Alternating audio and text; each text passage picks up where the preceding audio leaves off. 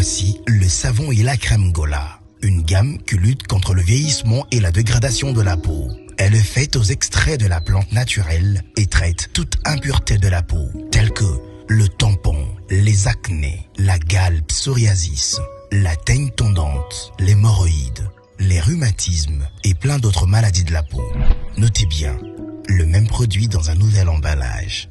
Gola, traitant et unifiant. Un produit de l'Erisien Society.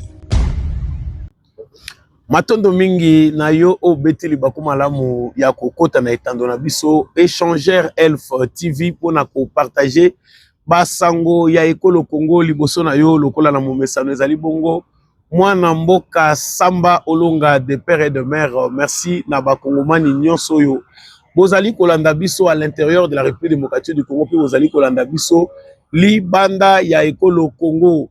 À quelques jours, c'est-à-dire 48 heures de la date butoir, Oyo, opposition congolaise, Bapesaki, na président de la République Félix Tshisekedi, Babenga Kiango ultimatum, Bango Balobi, Mokonzi Mboka Esengela Sala Mbango pour que a convoqué dialogue parce que ce qui date il y a les 15 et les qui, Bango, Bako supporter te, Bako zoa, ba disposition Mosusu, pe Bako senga na peuple, Aeba Kokota na balabala.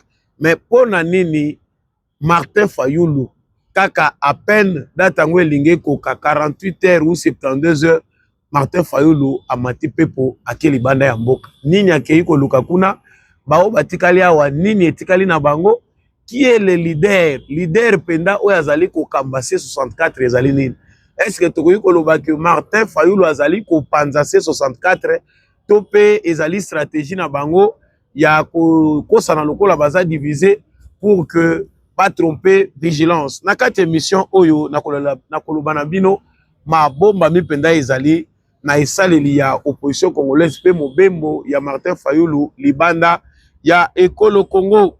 Tokolobela pe na cadre ya actualité na biso ya lelo makambo oyo etali président Félix Tshisekedi ndenge ezali kolobama awa selon Jeune Afrique que Félix Tshisekedi a réunir le 8 août par représentant ya ba église P. Anthony Kinzo, Patrick Mouyaya, Fortuna Biselele pona koluka format nini esengeli kopesa na ba future assises ye a pesi penda a beti mingi loboko na mesa pona kotalisa ke projet ya dialogue et kozala présenter pe baptisé dialogue national pour la paix, la cohésion et la refondation de l'État.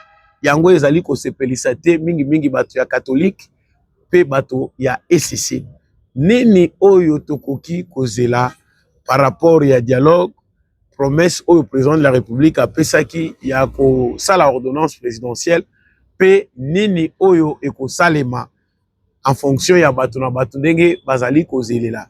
Wana ezali makambo tokolobela sikasika wana cadre ya émission oyo na tombeli bino boye imalamu na kati ya etando échangeur Elf TV soki oza déjà en direct Samba Olonga ye liboso na yo like vidéo oyo partager yango na voisin ko bosana te ko s'abonner abonnez-vous massivement partagez vraiment na bandeko nyonso na moni énergie bandiko zonga Samba Olonga ya kala oyo penda azalaka na énergie plein azozongela bino na yebisaki bino ke santé et dérangeaki mesikoyo nazomona ke vitalité bandiko ya bozaki ebele Samba Olonga okondi boye oza boye bolingi pe kosungana te bozelaka kaka bosala ba contribution na matanga nde bolingo na biso yango wana likez partagez et surtout n'hésitez pas de nous dire ce que vous en pensez dans les commentaires. Nauti koloba awa que à quelques jours na mabongisi tope ba déclaration oyo C64 et salaki ba pesaki ultimatum na bango na président de la République balobi jusqu'au 15 août ba pesi président Batala ba mona bonne volonté na ye il suffit que il faut accorder sa dialogue. Ils sont allés même plus loin, balobi que Bapesi, président de la République, ultimatum. Ultimatum, au bango Bapesi na na président de la République ezali que balingaki na lombango avant date ya le 15 ekoka akotisa dialogue wana. Mais lelo tango naza koloba na bino awa, nous sommes le 13 août. Nous reste que 48 heures pour que l'ultimatum oyo bango balansaki na président de la République est expiré. Mais chose grave et étonnante, pendant que batu nyonso baza kotala bamona théâtre de chez nous ane kosalema ndenge nini, comment les opposants, ceux-là qui se disent opposants, vont s'y prendre, faire face à Tshisekedi ndenge nini. Lokola bango balansaki ultimatum, totala bango mabungisi na bango ekozala ndenge nini, pe bakosala Tshisekedi nini. Parce que biso toza pe na manzoto na biso tozoluka toyeba spectacle yango ekozala ndenge nini, bato yango bakoboma mboka, bakotumba, toyebi te eloko nini bakosala.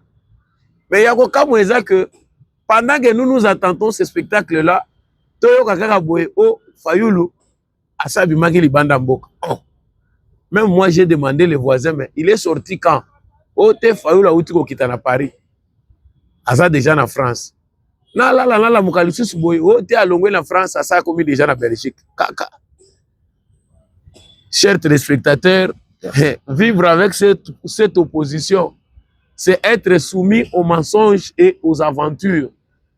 Biso bato tomonaka, moi musika tosi tosalaki analyse na biso tolobi que si quelqu'un veut faire l'opposition au Congo, asala ngoye moko. Mais à se tromper te kokende kosangana na Fayulu, Sesanga, Jean-Marc Kabondi, Moïse Katumbi, Joseph Kabila, na lobaki yango ape nazo bandelaki, ça ce sont des candidats désavoués. Bazali na profil té clair oyo lelo, un Congolais averti, conscient, qui a vécu ici à l'intérieur du pays ou à l'extérieur pendant toutes ces années, ou a observé politique, azwa confiance na ye, apesa na bato na tangi bakombo. Et koko sale mati. Soit mutuana aza haineux, haine na ye contre Félix Tshisekedi alinga justifiango sous forme ya opposition moko quelconque, nde ako s'associer na bato ndenge wana. Mais soko landeli kana bango par bango nyonso moko. Fayulu, qui est Fayulu? C'est le ministre de la haine du Congo. Ce qui mutema mabe cause à la incarner un individu, Fayulu a prouvé davantage que mutema mabe est incarnation na ye. Parce qu'elle nango etikali na ba relation ya bato belé na République démocratique du Congo. Likolo ya Fayulu. Même si les lois commis ko bongisa opposition républicaine a commis ko luka pe a rattraper ba temps perdu ndenge lelo muzito. Muzito asala ki calcul ya bien. Hein?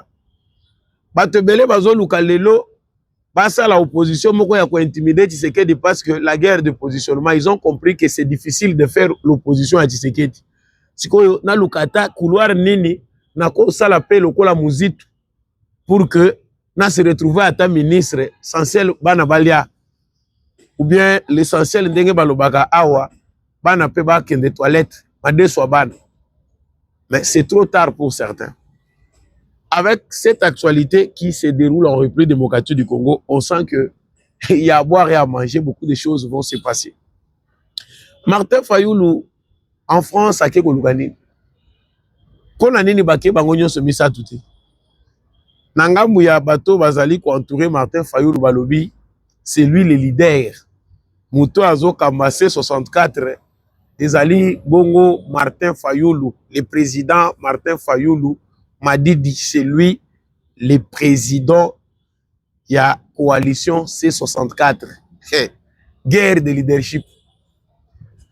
Nasala nanu moi parenthèse muke bo comprendre makambo côté utaka. Martin Fayulu, après avoir été fabriqué par Jean-Pierre Bemba, Moïse Katumbi et les autres qui ont préféré faire profil bas, écarter Tshisekedi, bazoyer Fayulu, inconnu du grand public, comme c'est leader ya Lamuka. Nasuka nango, il a eu des problèmes avec eux. Parce que Yende a komaki leader, Yende mutakomaki président, lobi Lamuka ezaye. Lelo ya kosa ila lisusu, image ya soso wana te to bandai komona drapeau ya soso ya Lamuka wana. O ya ba magicien soki ba franc-maçon soki ba nani wana. Dynamique de l'opposition et où est la makana Fayoulou alobi ezelo konaye tindenge ba président ba professeur Kalele bazoya kokufawa. Dynamique de l'opposition et bandai koloba malisusu te. Toujours Martin Fayoulou qui avait ravi cette organisation.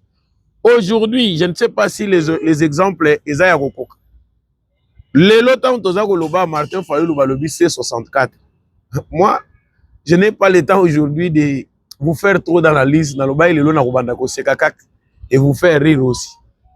Parce que ce qu'on regarde là comme scénario de l'opposition, ça n'a pas l'air sérieux. Même à Tasso Batuer, mon bazolinga bape sabino moins sérieux, Batumusu bazana makamo ba moni pas checker des autres c'est pour ça. Mais moi va se tourner vers Bino Ezate parce que boza plus que ba comédien. Certains sont des ennemis de la République, les autres font une comédie politique. Et na spécialité wana Fayoulou aza penda mutoyo aza na talent ya makasi ya kosala comédie. Et tout le monde peut a commis secondaire na sesanga ndenga komi kolatela biso ba plâtre ozomona zo fabriquer pe ba makambo na ye. Ça moi théâtre politique et ça les mingi. Si oyo guerre leadership esali que mutu na muta ko momona makambo na ndenge na ye. J'ai déjà fait une émission où na lobby na ba téléspectateurs que ba intérêt ko kabola bango. Ils sont déjà divisés parce que mutu na mutazo luka nini o ya ko kozwa. Si Tshisekedi accepte d'ouvrir une brèche, ndenge nini toko ko s'en sortir. Fayoulou voit la vie ou l'avenir à sa façon. Jean-Marc Aboud voit à sa façon. Sesanga voit aussi à sa façon. Chacun pour ses intérêts. Le lo sikoyo Fayoulou abimili bandake ko sani. Je sais et nous savons très bien que bakokutana na Katumbi. Bakokutana na Katumbi, bako s'embrouiller parce que Katumbi pendenga zawana ba poche et se vider. Katumbi aza essoufflé parce qu'il a beaucoup dépensé. Politique ou opposition Katumbi aluka ki asala. Ou eza basé assis ou assise sur une idéologie. Opposition moko eza assise sur l'argent, la corruption, le clientélisme. Na futaka batu bazala ebele ngai nazala kaka chaque fin du mois nazo dépenser 1,800,000 naza ko bebisa po na futaka batu po base na ngai zala. Ah papa okotambola mokili mobimba me mutu asalaka ya ndenge wana azate. C'est que Katumbi pour lui il pensait que Congo eza le boulot carrière na futa ba creuser mbongo batimulaka kaka bazuite au futi le sous le bibino botimulaka kaka na kozwa muchange ko bima. Aujourd'hui, voilà ce qui se passe.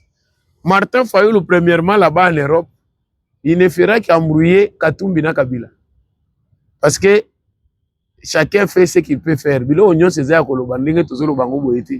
ça pousse à rire pour biso quelque part le samona biso zamba yokeli biso.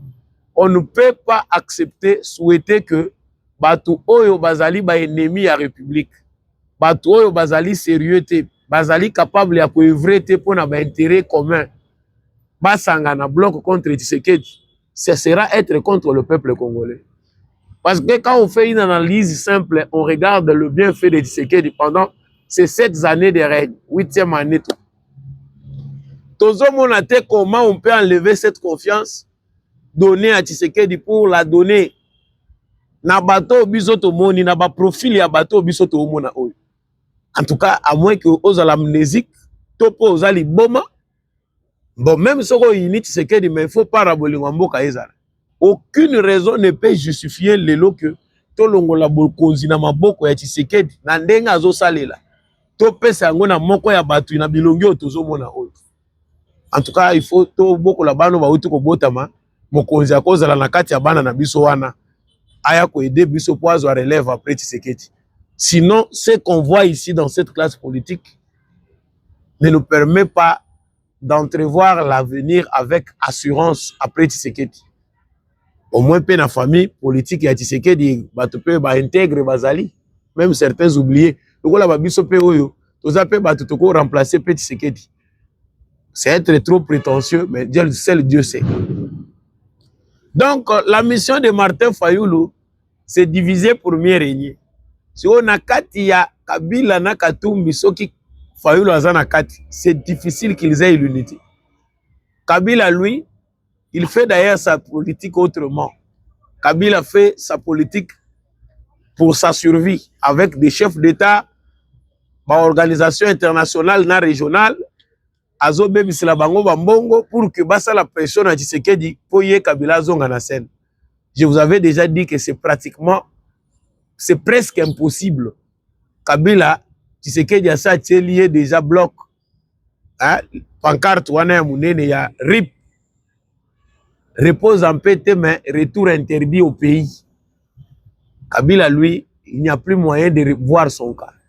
Katumbi, lui, il est à 50-50. Mais c'est quelqu'un qui doit comprendre que ceux qui ont continué à persévérer pour ça la politique, il va encore énerver les gens. Il sera encore dépouillé davantage. Et ceux qui ont comprendre que Bazande ko épuisé pour ça la mbongo, il va se donner au business. À ça la source makambo politique était.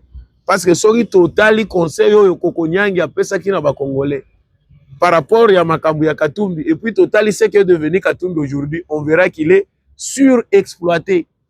Mbongo nyonso ayibaki na Kongo. Mindele bazo yiba, ba congolais pe bazo yiba. Et lui pense qu'il doit continuer à gaspiller davantage pour à se positionner dans la politique. La bêtise insiste toujours, comme on le dit. Yo moni déjà que makambo ezo kende bien te au lieu au kangamano atana makambo yo osala ka moins bien. Lokola ya bale, olingi bale mingi, oza na kafe, oza wapi. Et ça. Donc, M. Fayoulou est allé palper la température.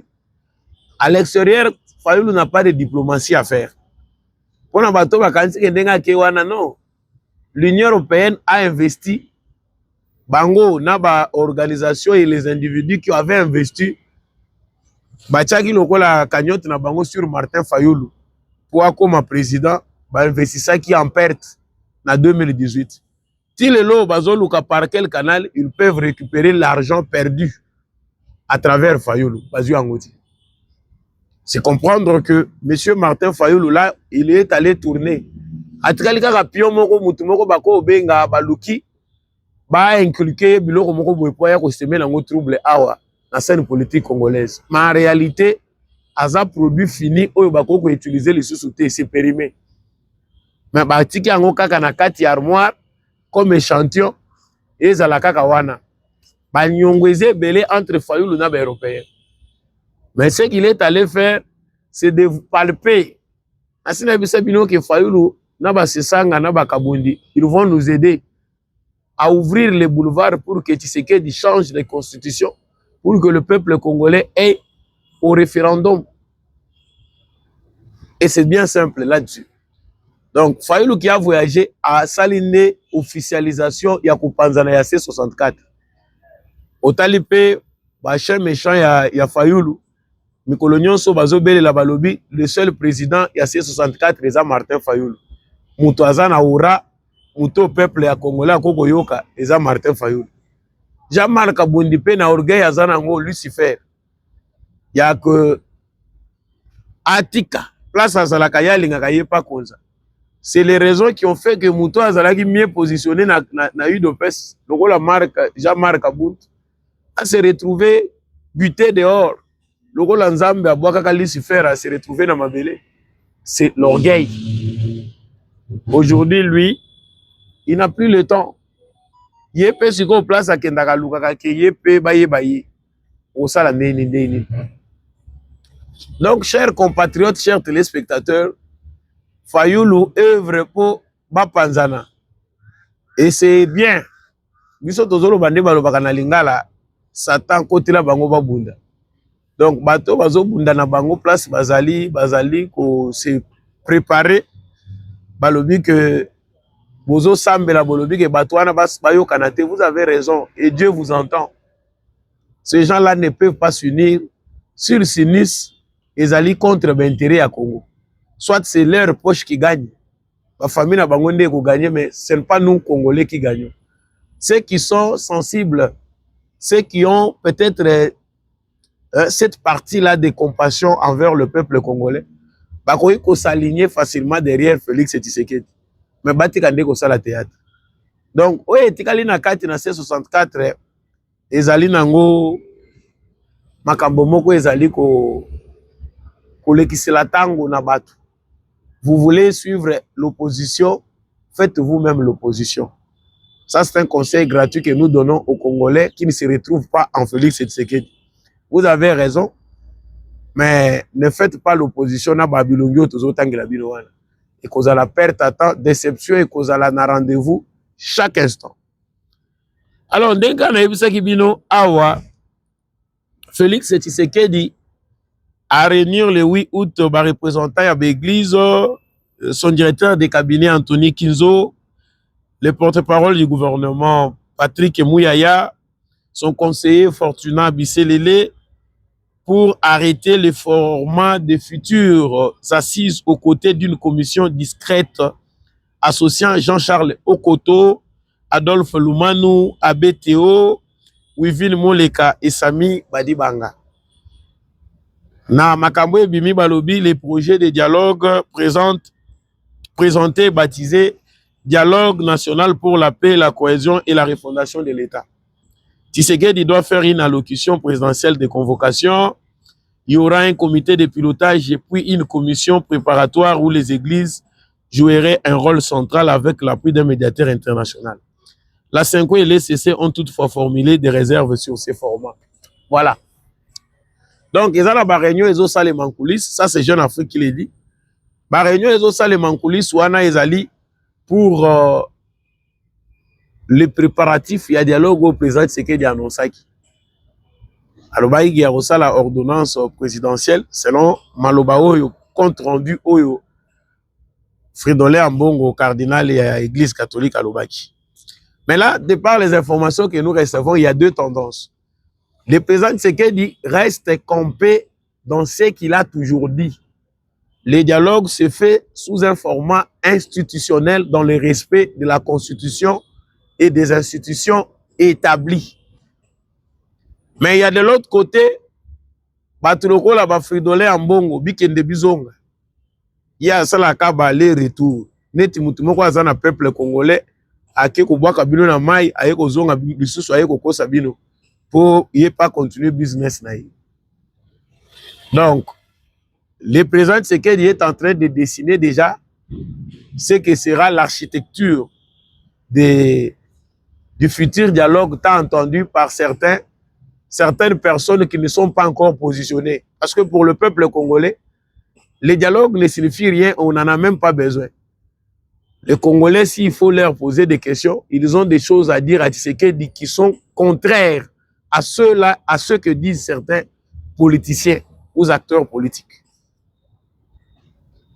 Donc, l'église catholique va émettre des réserves, mais sans savoir que baza déjà na kitunga ya filé ya munene o Tshisekedi ya Satieli bango. Le fait pour Fridolin Ambongo d'aller répondre à l'invitation du président Tshisekedi, si yé micro à lobby, oui, tous ensemble face à agression, ndenge mboka na biso eza menacé, Saint-Esprit a travaillé ki jour wana, Ambongo azalaki lokola balavé serment. Donc, Fridolin Ambongo a connu ce qu'on appelle là lavage de cerveau et en même temps, azalaki dominer l'esprit supérieur ou azalaki en face na ye. Ils ne nous diront pas qu'après être sortis en nous disant que bazali ko s'aligner autour du chef de l'État na bonne volonté ou à la kisi on a reçu la front face à oyo mboka na biso ezo subir a changer langage à lobby formé ezo se pelisa été. Bapesi bino rôle central. Format oyo ezo se pelisa mbongo na batu ya SCC ezali que bapesa dialogue c'est qu'on a SCC moko organiser yango. Non. Cette fois-ci, Tshisekedi veut que si c'est un dialogue où on remet l'organisation entre les mains de la société civile, c'est-à-dire ma confession religieuse, il faut que toutes ces confessions religieuses-là prennent part na médiation pour organisation. C'est-à-dire, que cette fois-ci, si c'est un qu'on a SCC, il faut que les pasteurs Mukuna, Bakankenza, bato toyoki ba pasteur ope toyebi ya l'église réveil po biso ba église abino akalawana malgré to uta na ba catholique to uta to zala ka souté Alors aujourd'hui, le Congo, s'il doit être représenté dans ce que vous appelez la société civile, confession religieuse, ça veut dire que tout le monde doit être là. En Bongo et Chole, les Bukundo et les Rixenga se sentent mal à l'aise parce que Monique Tshisekedi veut que cette organisation-là soit commune à toutes les confessions religieuses. Deuxièmement, Ndenge président Tshisekedi a sali que nyonso esalema na cadre constitutionnel, bango ezo sepelisa bango te. Tous là, qu'ils viennent avec les débats sur la place publique, qu'ils nous disent comment et souhaitent que les gens qui ont pris les armes, qui sont sanctionnés par les Nations Unies, les États-Unis d'Amérique et tous les autres pays de la communauté internationale, à cause il y a des crimes graves qu'ils vont commettre, bisoto a bango to akosenga bango bolimbi surtout vana na bango na mesa moko to faire participer bango na dialogue. C'est une contradiction. Oyo et qu'on faire chuter diplomatie à Tshisekedi doublement. Donc tant que Tshisekedi a ça lobby, non, c'est non parce que la démarche qu'il a déjà effectuée à l'international comme au niveau national, ils ont permettre de soutenir qu'il y a que des nations au Bambongo Bazolouk. Voilà un peu ce qui divise. Donc les dialogues tant entendus par certaines personnes qui attendent que leur poche devienne stable à travers ces processus-là, risque de ne pas venir aussitôt. Parce que dans Moutou a dit que de 90%, il y a réflexion à Ezali centrée à l'est du Congo pour que la paix y revienne.